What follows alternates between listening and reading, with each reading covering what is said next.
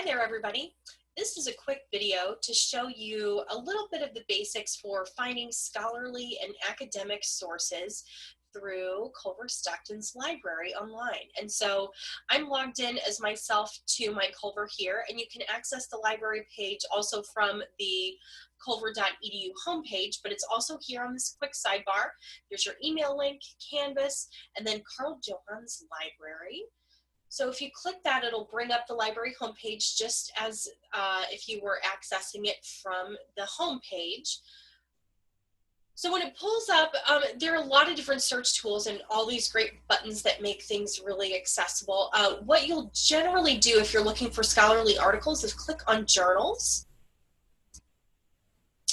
And it brings up a link from EBSCO A to Z. It also gives you a pretty good working definition for what a scholarly electronic journal is and what a journal article is, what kind of a source it is. But if you click on EBSCO and then you enter in your credentials, this should be the same stuff that you use to log in to your email or to Canvas, so that password should be consistent. So you'll log yourself in and then you'll see. Okay, then it brings up EBSCO, and EBSCO is a great database to use. I really like to use EBSCO, especially when you're starting a research project.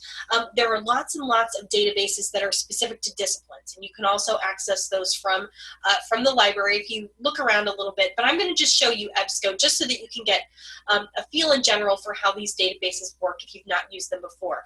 So EBSCO is great because it's pulling from lots and lots of different types of sources across different disciplines. And so if you are searching for a topic, you'll get some really great broad feedback and results through EBSCO. Lots of institutions subscribe to EBSCO because it's one of the best databases that's out there. It's thorough, it's extensive, and it has a lot of great information. So it will bring up this. You can browse by discipline if you want to do it that way and narrow your search. I would just go to New Search. And then you can sort of use it like a keyword phrase, just like if you were Googling, except the words and the sometimes have a different meaning here. And so you wouldn't type in something like, what is a honeybee?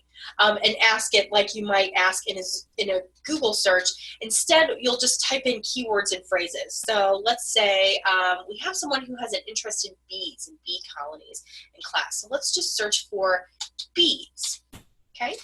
And then we're hitting search. This is just a basic search, and we'll see what kind of results it brings back. Oh, let's see, there are lots of sources out there about bees. So more than 7.8 million sources on bees. So if you choose this as a topic, you won't have any trouble finding good sources. What we'll do to narrow our search, because we're obviously not going to flip through all of those sources, let's limit to ones that are full text.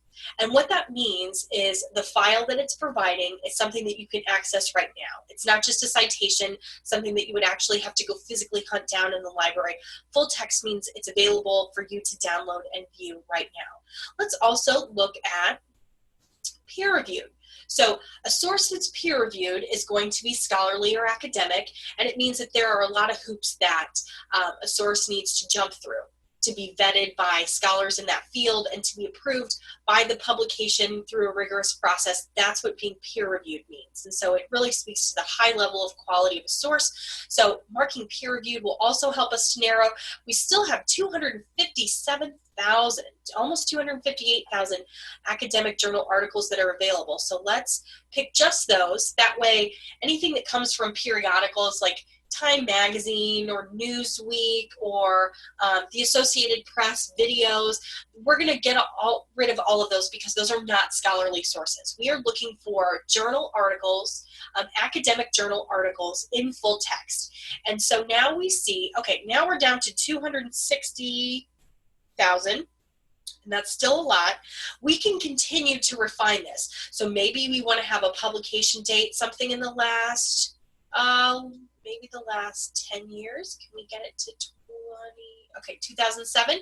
Okay, so this is peer-reviewed, full-text sources from academic journals published in the last 10 years. And still, there's so much information about this great topic, which is a good testament to how thorough EBSCO is. So let's just click through a few of these sources. So once we've narrowed these, and we can also use, we just used a basic search and then refined our results. You can use the advanced search feature and up front delineate a lot of specific criteria if you want to search that way. So there's a lot of different ways that you can bring up sources. I'm just showing you a basic method and then refining those results that are returned. As we do that, we have something that was published in the last 90 days from January 9th of this year, a scholarly journal article. It was published in PLOS Biology, and we've got lots of good subject keywords here. B, research, B, behavior, social behavior in insects. So this looks promising if we're going to just generally be doing some research on bees and bee colonies. So we'll click PDF full text, and what that does is it brings up the actual source right in front of you. And I think this is pretty great because when I went to college, a lot of the times you could find a citation through a database, but you actually had to go through the library stacks and find it and then Xerox it, and then maybe you want to use it, maybe you don't. But here we have it right in front of us in seconds. And so here's that article. 1 of 5 is for pages, so it's 1 of 5 total pages. We can rotate it. If it came up and it was sort of sideways, we can rotate it around if we wanted to. We can download it. We can print it. We can use our mouse and just kind of surf through it. You'll see in a lot of academic journal articles that they begin with an abstract, but just reading the first paragraph or the abstract, whatever they offer to you, is going to be helpful to figure out if this is a source that will really pertain to your topic and be helpful. I always recommend printing out sources. That way you can highlight on them, you can take notes on them. That's really helpful for me, but I'm not a great digital reader, so you may feel like just downloading the file and then referring to it as you need to and reading it on your computer does you just fine, and that's great, good for you. There's some hidden advantages to using a database to find your sources. Sources like sources that you would turn up through Google, even Google Scholar. Google Scholar, by the way, is going to want you to pay for some of these articles, and EBSCOhost is totally free. Anything that you're turning up here is going to be free for you to use. And so that's one testament to using EBSCOhost or a similar database over Google Scholar. But in addition to that, the filters here are good. They are finding you the best, most recent, high-quality research and giving you a lot of ways to refine your results and find exactly the types of sources that you want. General web search engines really don't work that way. They're not as refined as these ones are, and they're really not built for academic research. And so I really would encourage you. I'm not saying that there aren't scholarly or academic sources that are out there online. There are, but the best ones that you can find are here. And a hidden advantage to using a database like EBSCO, especially if you're just getting some batting practice with using citations for your work, is that when you find a source in EBSCO, chances are it will offer you the citation. So we know that Lauren Richardson is the author of this article entitled A Swarm of Bee Research. And if we go over here to the right and we hover over this little, it looks like a little gold equal sign, and it'll say cite. If we click it, what it will bring up are all these different citation styles. So here we have APA. We're learning about APA this week. And it shows you exactly what the citation for this journal article looks like when formatted in APA. So we can copy that. We could copy it into our reference page for APA. And then if we surf down, here's Chicago Turabian. That's what that looks like. And then also, we keep going. Here's MLA. So depending on your discipline and depending on the style that you're going to be using for your research essay, you can get these citations and just download or copy them directly. Now, you want to make sure that if you do that and you import it into your document, that there are some things that you look for. You're going to want to double check them. MLA specifically in in EBSCO, I don't think is totally updated to MLA 8. Although as I'm looking at this citation, it's looking pretty good to me, with the exception of this 0. Sometimes when they have single digits like January 9th, like you see here, they'll put a 0 in, which you can just take out in your normal citation. So those are little teeny tiny things to think about, and just double check those citations. But it did do a lot of the legwork for you, and that's a good testament to using databases, because they can really help you get a leg up in terms of citing your sources. You can really cite them as you go. And given the fact that we do a working bibliography before we turn in the draft of the research essay itself, it is a good idea to keep track of all of the sources that you access online. Even if you end up not using them, you've got the citation right here.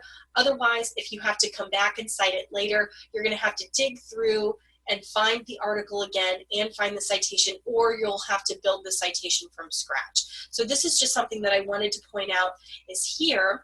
Again, it's right over at the right, and it's this little gold looking equal sign. It's right under this file folder.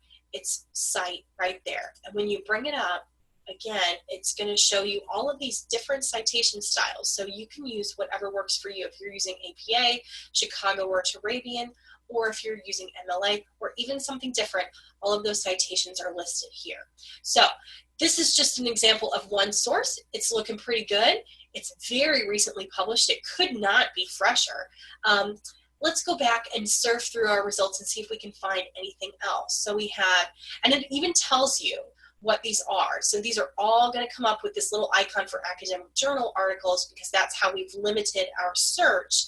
But we can also do this if we hadn't limited our search this closely. We could see exactly what kind of sources this is coming from before we even click on it. So we're seeing how nice and fresh these are. Here's another one from January 27th.